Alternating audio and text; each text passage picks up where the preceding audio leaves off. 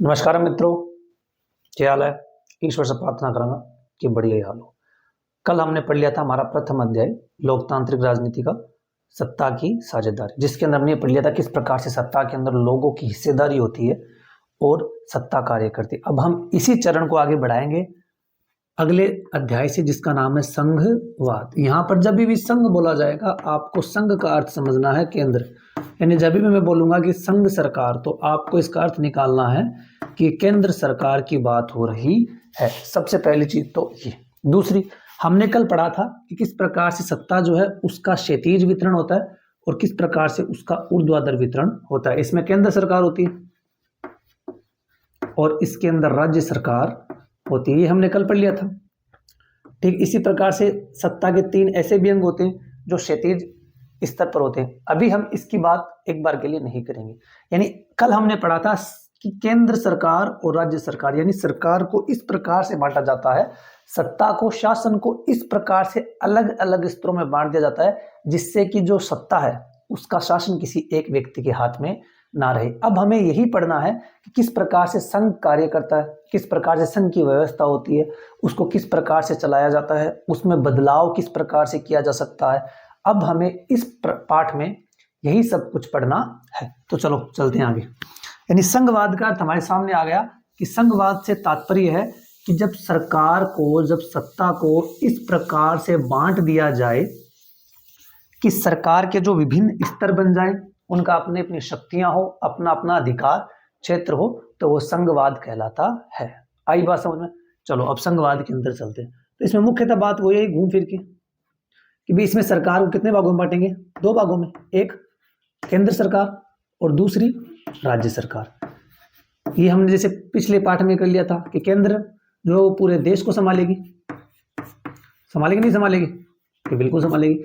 और राज्य है वो राज्य या प्रांत को संभालेगी। वो ठीक है भाई, यहां तक तो हमने पिछले अध्याय में भी कवर कर लिया था। अब जहां भी मैं केंद्र बोलूंगा वहां पर आपको संघ समझना है, और अगर मैं संघ बोल दूंगा तो आपको केंद्र समझना है, क्योंकि जो 10वीं का एग्जाम होगा उसमें संघ नाम आने के जो चांस हैं वो ही रहते हैं। चलो, संघ सरकार या केंद्र सरकार, इस आगे सागे 10वीं फायदा उठा लो। कि पढ़ा तो रहा ही विजय जीके का तौर पर पढ़ा रहे हैं, एनसीईआरटी क्लियर करवा रहे हैं, तो 10वीं का भी पेपर आना रहा है तो 10वीं का भी फायदा हो जाए, तो मैं भी देख लूँ। तो संघ जो है, इसमें जो केंद्र है या तो केंद्र नाम मिल जाएगा आपको या आपको संघ नाम मिलेगा, लेकिन ज्यादातर पेपर के अंदर संघ नाम ही मिलता है। तो पूरे देश के लिए संघ सरकार होगी और राज्य या प्रांत के लिए राज्य सरकार हो गई है। अब हम बात करेंगे कि संघवाद की आवश्यकता ही क्यों है। भाई संघवाद जरूरी क्यों है? ये तो पता है, कोई भी कारण होता है, कोई भी चीज का आविष्कार होता है तो उसके पीछे कोई ना कोई कारण होता है। तो संघवाद की आवश्यकता क्यों है, संघवाद की विशेषता क्यों है? तो भारत जैसे देश के अंदर तो संघवाद बहुत ही जरूरी हो जाता है। अब हम बात करेंगे संघवाद की विशेषताएं कि भाई संघवाद की विशेषता क्या है, उसके फायदे क्या हैं, उसका लाभ क्या है। अब हम उनके बारे में जो है बात करेंगे। चलो प्रारंभ करते हैं कि संघवाद की विशेषता क्या है। सबसे पहली विशेषता तो ये है संघवाद की, संघवाद के अंदर क्या होता है, सरकार जो है वो विभिन्न भागों में बढ़ जाती है। जैसे मान लो एक केंद्र स्तर हो गया, एक राज्य स्तर हो गया, यानी इसमें क्या होता है, सरकार जो है वो विभिन्न भागों में बंट जाती है।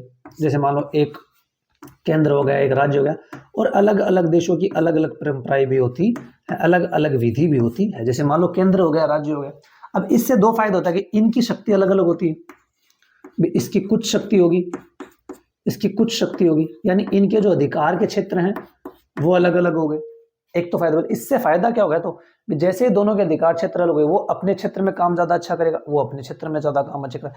जैसे पूरा भारत, कितना बड़ा भारत है, अब इसको एक सरकार के द्वारा संभालना तो संभव नहीं है। अब अकेला जैसे मान लो केंद्र सरकार है, वो कितनी जगह की देखेगी, किस किस राज्य, केरला का देखेगी, इधर जम्मू कश्मीर का देखेगी, उधर आसाम का देखेगी, इधर गुजरात राजस्थान का देखेगी, किस किस का देखेगी।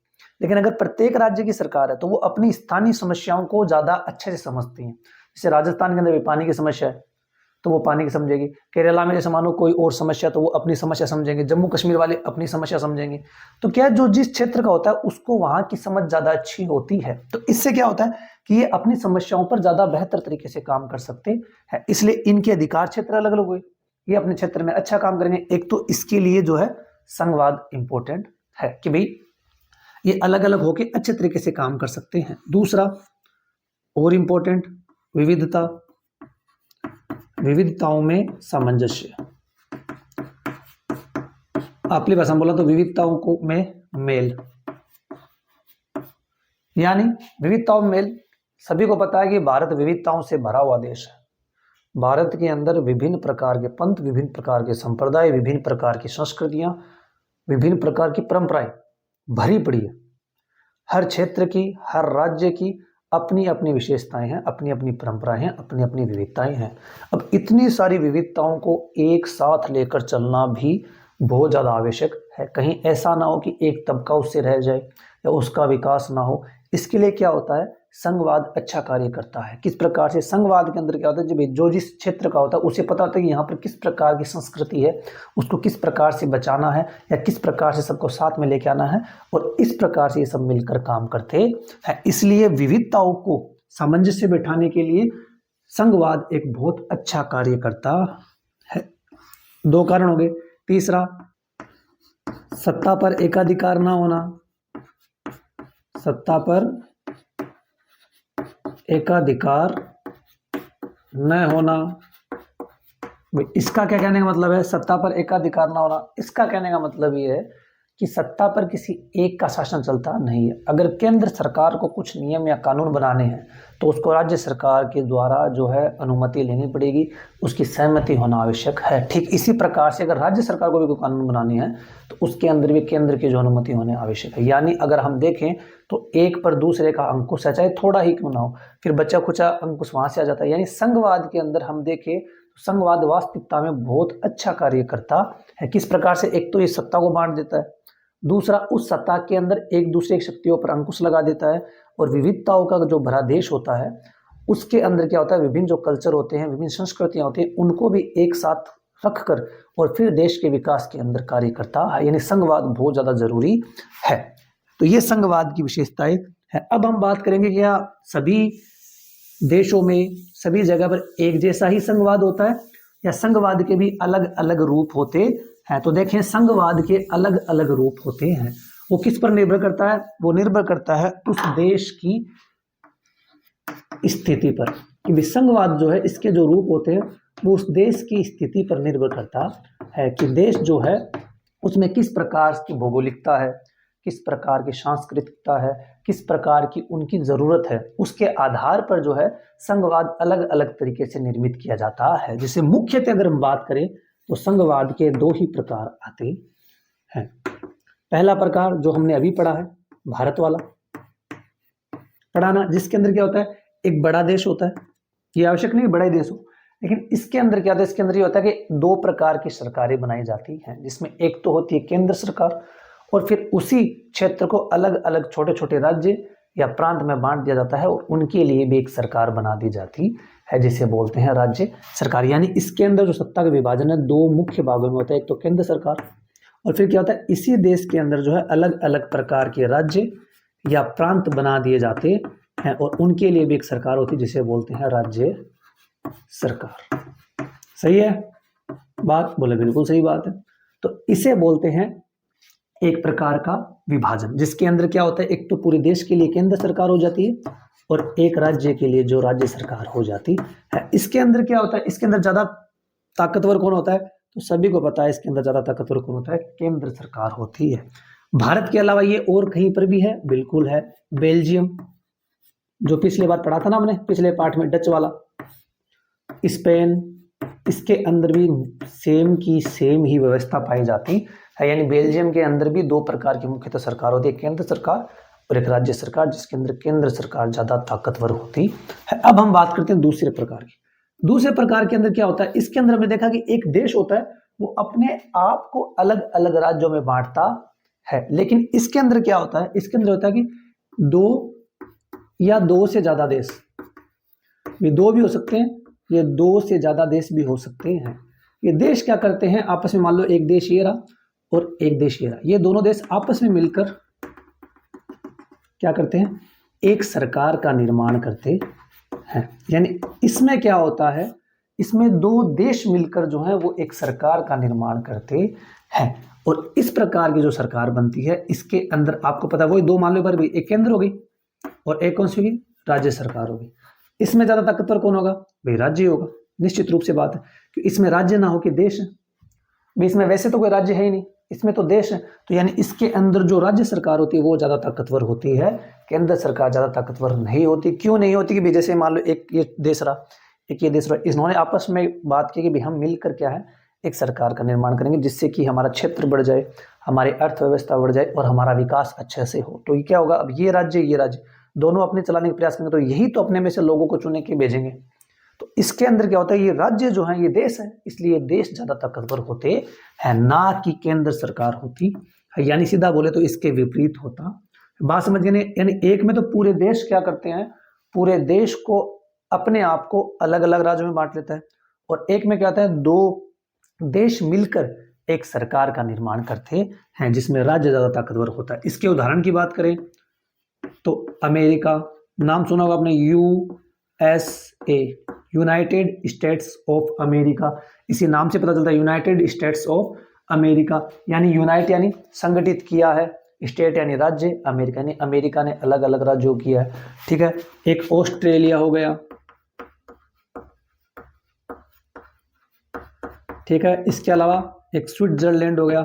स्विट्जरलैंड का पता ना, स्विट्जरलैंड वैसे कोई भी देश नहीं है, लेकिन इसने क्या किया है, जो कैरिबियाई द्वीप हैं उन द्वीपों को एक साथ लेकर और सरकार का निर्माण किया है जिसको स्विट्जरलैंड बोला जाता है। तो इन दोनों से साफ साफ पता चलता है कि देश की स्थिति के आधार पर संघवाद भी बदलता रहता है। जैसे एक भारत के अंदर है कि जिसमें पूरा देश अपने आप को राज्यों में बांट लेता है और सरकार का दो भागों में विभाजन कर देता है, केंद्र के पूरे देश के लिए और राज्य प्रांत राज्य सरकार के लिए, जिसमें केंद्र ज्यादा ताकतवर होता है। अगर दूसरी साइड जाएं तो दो या दो से अधिक देश मिलकर आपस में एक सरकार का निर्माण करते हैं जिसमें केंद्र और राज्य में राज्य ज्यादा ताकतवर होता है। उदाहरण के लिए USA, United state of America, Australia और स्विट्जरलैंड। यानी अब हमने यहाँ पढ़ लिया कि संघवाद कितने प्रकार से होता है या किस प्रकार से संघवाद जो है इसका निर्माण होता है। अब हम पढ़ेंगे भी हमें औरों से तो मतलब है लेकिन भारत जितना थोड़ी है। तो अब हम पढ़ेंगे कि भारत में संघीय व्यवस्था किस प्रकार से काम करती है। चलो भाई, हमारी नई हेडिंग है भारत में संघीय व्यवस्था।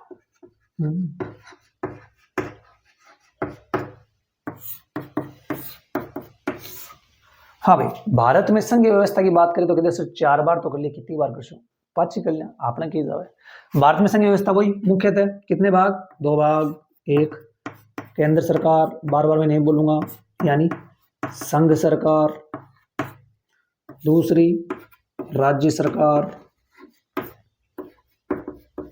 और अभी एक तीसरा स्तर भी बनाया गया है जिसके बारे में मैं यहाँ नहीं बताऊंगा कि आगे मुझे इसी पाठ के अंदर पढ़ाना है, जिसे भारत में विकेंद्रीकरण के अंदर पढ़ेंगे। तो इस एक बार के लिए इतने मान लो कि केंद्र सरकार, राज्य सरकार और एक तीसरा स्तर भी जोड़ा गया है, लेकिन उसके बारे में हम आगे बात करेंगे। केंद्र सरकार, राज्य सरकार, केंद्र पूरे देश के लिए, राज्य सरकार जो राज्य के लिए।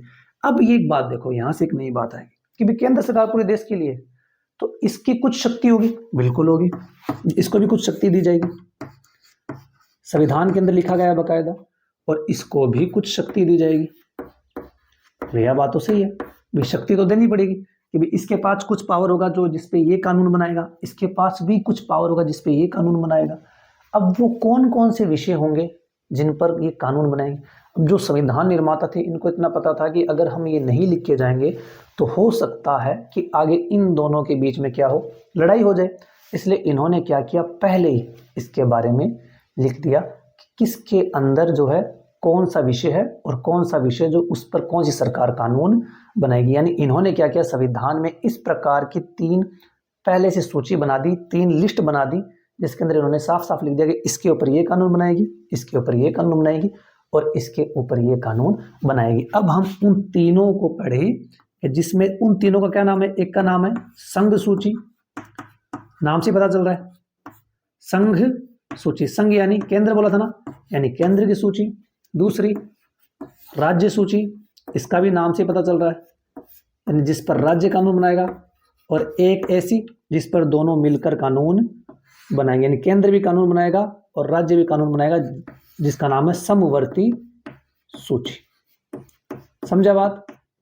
यानी 3 जो सूची बनाई उसके अंदर एक सूची का नाम है संघ सूची, जिस पर केंद्र सरकार कानून बनाएगी, राज्य सूची जिस पर राज्य सरकार कानून बनाएगी, और समवर्ती सूची जिस पर केंद्र और राज्य दोनों कानून बनाएंगे। इसके नाम से पता चल रहा है, बार बार मैं क्या बताऊं, ऐसे विषय जो केंद्र यानी पूरे देश के लिए महत्वपूर्ण हो। अब जो विषय देश के लिए महत्वपूर्ण होंगे उस पर कौन कानून बनाएगा, उस पर संघ कानून बनाएगा। इसलिए इन्हें किस में रखा गया, संघ सूची के अंदर रखा गया। जैसे भाई एक दो उदाहरण दो, जैसे एक तो प्रतिरक्षा।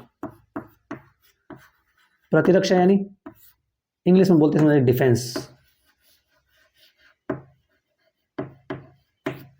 डिफेंस का मतलब समझिए, यानी अगर हम पर कोई आक्रमण कर दे तो हम किस प्रकार से उसका जवाब देंगे, इस पे जो भी कार्यवाही करनी है वो कौन करेगा, केंद्र सरकार करेगी। जैसे अभी अभी पाकिस्तान ने अगर हम पे हमला कर दिया तो केरला थोड़ी बताओगे, केरला स्टेट थोड़ी बताएगा कि क्या करना है, या उधर से गुजरात बताएगा कि राजस्थान बताएगा। जो केंद्र सरकार है वो बताएगी कि हमें किस प्रकार से उसका जवाब देना है। उसके अलावा जितने भी विदेशी मामले होंगे, भी हमारे जो भी विदेशों के साथ संबंध है उन पर किस प्रकार से कार्रवाई करनी है वो भी कौन देखेगा, वो भी केंद्र सरकार देखेगी। हमारी जो मुद्रा है, पैसा है, उस पर भी कोई नियम बनाना या नहीं बनाना उसके बारे में भी कौन बात करेगा, केंद्र सरकार बात करेगी। की थी ना थोड़े दिन पहले, थोड़ा दिन नहीं बड़ा दिन हो गया, भाई और बहनों नोटबंदी, तो केंद्र सरकार ने तो किया था, है ना, तो उस पर भी कौन बनाएगा, केंद्र सरकार बनाएगी। इसके अलावा बैंकिंग, जो हमारे बैंक हैं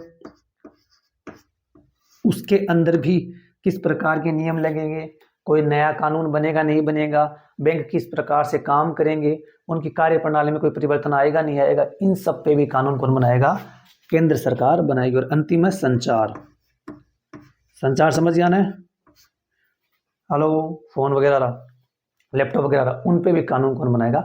यानी ऐसे विषय, इसको इस प्रकार से याद रखो, ऐसे विषय जो पूरे के पूरे देश के लिए महत्वपूर्ण हो उन पर कानून कौन बनाएगा, उन पर कानून बनाएगा केंद्र सरकार, जिसमें प्रतिरक्षा आ गई, विदेशी मामले आ गए, मुद्रा आ गया, बैंकिंग आ गई और संचार आ गया। अब इधर चले राज्य सूची, जिस पर कानून कौन बनाएगा, राज्य बनाएगा। यानी इसके अंदर ऐसे विषय आएंगे जो राज्य के लिए इंपॉर्टेंट हो, उन पर कानून कौन बनाएगा, उन पर कानून राज्य बनाएगा। अब देखो इसी से निकालते हैं, प्रतिरक्षा डिफेंस यानी सुरक्षा। अब ये सुरक्षा कौन देगा, हमें आर्मी देगी, पूरे देश की बात चल रही है। यहां पर सुरक्षा कौन देता है राज्य में, पुलिस, यानी पुलिस के लिए कानून कौन बनाएगी, राज्य सरकार बनाएगी। और बताओ दूसरा कृषि यानी खेती। अब आपको पता है खेती के लिए अलग अलग तापमान चाहिए, कहीं पर बरसात ज़्यादा चाहिए, कहीं पर क्या चाहिए, कहीं पर क्या चाहिए। और हमारे भारत के अंदर अलग अलग राज्य जो है उसकी विभिन्नताएं भी अलग अलग है, उनकी जलवायु भी अलग अलग है, वहाँ पर वर्षा भी अलग अलग होती है। तो इसलिए राज्य ही निर्धारित करता है कि किस प्रकार के क्षेत्र में कौन सी फसल होती है और उसी के आधार पर वो अपने कानून बनाता है। ठीक है, और बताओ, और बात करा तो राज्य के स्थानीय विषय, ये इंपॉर्टेंट है भाई, राज्य के स्थानीय विषय। स्थानीय विषय यानी लोकल प्रॉब्लम, लोकल प्रॉब्लम यानी किसी क्षेत्र की, जो किसी राज्य की जो लोकल प्रॉब्लम होती है उस पर वो खुद कानून बनाता है। एक उदाहरण हम घिसूंगा कि जैसे राजस्थान के अंदर पानी की समस्या है, तो इस पर कानून कौन बनाएगा, इस पर कानून राज्य सरकार बनाएगी कि भाई उस पानी की व्यवस्था को किस प्रकार से जो है पूरा किया जाए। ठीक है, ऊपर जैसे मान लो जम्मू कश्मीर की साइड जाएं तो वहाँ पर सर्दी ज़्यादा होती है, तो सपोज करो कि वहाँ पर सर्दी से किस प्रकार से निपटना है, उसके लिए कोई कानून बनाना है तो वो राज्य सरकार बनाएगी। और अगर कहीं उत्तराखंड मान लो, उत्तराखंड के अंदर नदियाँ बहुत ज़्यादा है, तो अगर वहाँ पर बाढ़ आने का खतरा रहता है तो उस पर कानून कौन बनाएगा, उस पर कानून उत्तराखंड की सरकार बनाएगी। यानी प्रत्येक राज्य की कुछ अपनी विशेष अपनी समस्याएं होती है, उन समस्याओं के बारे में राज्य बेहतर जानता है, तो उस पर कानून बनाने का अधिकार किसको दिया गया है, राज्य को दिया गया है। और एक व्यापार, व्यापार जो है वो भी सभी राज्यों का अलग अलग होता है। किसी के अंदर जैसे पश्चिम बंगाल के अंदर जूट उगता है तो वहाँ पर जूट का व्यापार ज़्यादा होगा, तो उसके लिए जो कानून बनाएगा वो कौन बनाएगा, उसके लिए जो कानून है वो राज्य सरकार बनाएगी। तो इस प्रकार साफ साफ पता चलता है दोनों को देखने से कि जो विषय पूरे देश के लिए महत्वपूर्ण है उस पर कानून बनाएगी केंद्र और उसको संघ सूची में रखा गया। ऐसे विषय जो राज्य के लिए महत्वपूर्ण है उस पर कानून बनाएगी राज्य सरकार और उन्हें राज्य सूची के अंदर रखा गया है। और ऐसे विषय जो राज्य के लिए भी इंपॉर्टेंट है और केंद्र के लिए भी इंपॉर्टेंट है, उन पर दोनों मिलकर ही कानून बनाती है। चलो भाई,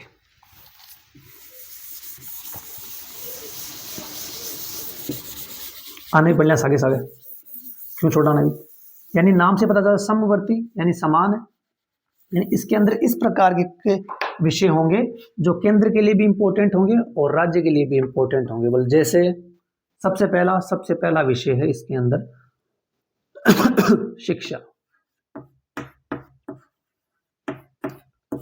शिक्षा के ऊपर कानून राज्य भी बना सकता है और केंद्र सरकार भी बना सकता है। यानी अगर किसी राज्य के अंदर ये लगता है कि भाई महिलाएं कम पढ़ रही है तो राज्य उस पर महिलाओं को पढ़ाने के लिए, उनको प्रोत्साहित करने के लिए कानून बना सकता है, और केंद्र जो है वो अपने अनुसार कानून बना सकता है शिक्षा के ऊपर। यानी शिक्षा के ऊपर केंद्र भी कानून बनाएगा और राज्य भी कानून बनाएगा। दूसरा वन। अब वन पता है कि जैसे मान लो मध्य प्रदेश में वन बहुत ज्यादा है, अब वहां पर जो वन के ऊपर मध्य प्रदेश सरकार भी कानून बना सकती है और केंद्र सरकार भी कानून बना सकती है, क्योंकि ये राज्य के लिए भी उतना ही जरूरी है जितना कि केंद्र के लिए जरूरी है। तीसरा मजदूर। अब मजदूर ऐसे थोड़ी कि किसी राज्य में होंगे, मजदूर तो सभी जगह होंगे। ये तो सभी प्रॉब्लम, ऐसे प्रॉब्लम जो सेम होती है सभी जगह पे, या ऐसा विषय जो इंपॉर्टेंट होता है राज्य के लिए भी उतना ही होता है जितना कि पूरे देश के लिए होता है, ऐसे विषयों पर कानून कौन बनाएगा? ऐसे विषयों पर केंद्र सरकार और राज्य सरकार दोनों ही कानून बना सकती है, इसलिए इनको समवर्ती सूची में रखा गया है। इसके अलावा विवाह करना वो तो भाषा के लिए इंपॉर्टेंट है, देखो वो तो सबके लिए इंपॉर्टेंट, ब्याह करना तो सबके लिए इंपॉर्टेंट है, एक अंदर तो कोई जोड़ वाली बात ही तो नहीं। विवाह करना और गोद लेना, इन पर कानून कौन बनाता है? इन पर कानून केंद्र सरकार और राज्य सरकार मिलकर बनाती है, इसलिए इनको समवर्ती सूची में रखा गया है। बात समझ में आ गई? तीनों सूची समझ में आ गई, संघ सूची, राज्य सूची और समवर्ती सूची। अगर तीनों ना समझा गौर से तो तीनों समझ में आ गई ना। संघ जिम्मे केंद्र सरकार कानून बनाएगी, राज्य जी के अंदर राज्य सरकार कानून बनाएगी और समवर्ती जी के अंदर दोनों सरकार मिलकर कानून बनाएगी।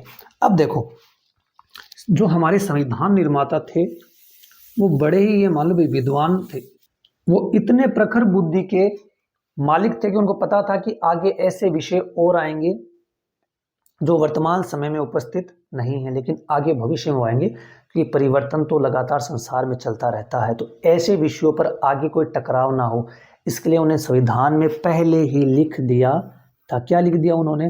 उन्होंने कहा कि आगे जो भी नए विषय आएंगे, आगे अगर कोई विषय आएंगे, जैसे अब वर्तमान में है ना संचार प्रौद्योगिकी टेक्नोलॉजी वगैरह नहीं है क्या भाई, उस समय इतनी टेक्नोलॉजी वगैरह कहाँ थी? तो जो संचार प्रौद्योगिकी आ गई, यानी जिसके अंदर मान लो आप भाई सॉफ्टवेयर कंपनियां मान लो, सॉफ्टवेयर डेवलपमेंट मान लो, अब वर्तमान समय में जो है एआई चल गया, आर्टिफिशियल इंटेलिजेंसी, यानी ऐसे विषय जो उस समय नहीं थे लेकिन अब वर्तमान के समय में उपस्थित है, ऐसे विषयों पर कानून कौन बनाएगा? तो ऐसे विषयों पर कानून बनाने का अधिकार किसको दिया गया है? केंद्र सरकार को दिया गया है। ये उस समय ही उनको पता चल गया था, इतने प्रखर बुद्धि के वो विद्वान थे कि आगे अगर ऐसे विषय आएंगे तो उनमें टकराव ना हो, इसलिए इसका पहले ही उन्होंने सोल्व कर दिया कि अगर ऐसे कोई विषय आएंगे तो उस पर कानून कौन बनाएगा? केंद्र सरकार उसके ऊपर कानून बनाएगी, एक चीज। दूसरी, अगर कोई कानून, जैसे हमने समवर्ती सूची में पढ़ा था कि केंद्र सरकार ने भी कोई कानून बनाया और राज्य सरकार ने भी समवर्ती सूची के किसी विषय पर कोई कानून बनाया, मान लो शिक्षा के ऊपर कानून बनाया, केंद्र ने भी एक कानून बनाया और राज्य सरकार ने भी एक कानून बनाया। इंपॉर्टेंट बात है, गौर सुनना कि किसी विषय की समवर्ती सूची किसी विषय पर केंद्र सरकार ने भी कानून बनाया और राज्य सरकार ने भी कानून बनाया। अब इनके अंदर हो गया टकराव, यानी दोनों कानूनों के अंदर विरोध हो गया। केंद्र सरकार ने जो कानून बनाया वो राज्य सरकार से टकराव की स्थिति में आ गया, तो ऐसी स्थिति में किसका कानून मान्य होगा? तो ऐसी स्थिति में कानून मान्य होगा केंद्र सरकार का। ये बात आपको याद रखनी है कि अगर किसी विषय में कोई कानून में अगर केंद्र के में और राज्य के में अगर टकराव होता है तो किसका माना जाएगा? केंद्र का ही माना जाएगा, क्योंकि पावरफुल कौन है? केंद्र ही है। तो इस प्रकार से हमने ये पढ़ लिया किस प्रकार से शक्ति है भारत में, किस प्रकार शक्ति को बांटा गया है।